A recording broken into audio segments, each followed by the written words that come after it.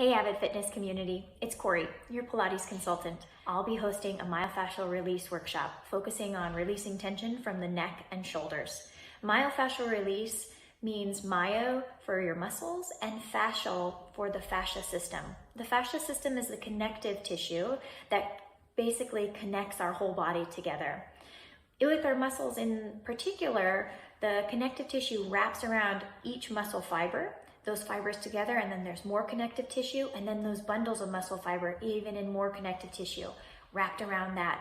Connective tissue also makes our tendons, ligaments, and some other really amazing structures throughout our body. We're going to be spending an hour and a half focusing on the areas just in particular in the neck and upper shoulders. It's a really great way to bring some circulation, some awareness, and some nice healing properties to that area. I really hope you can join us.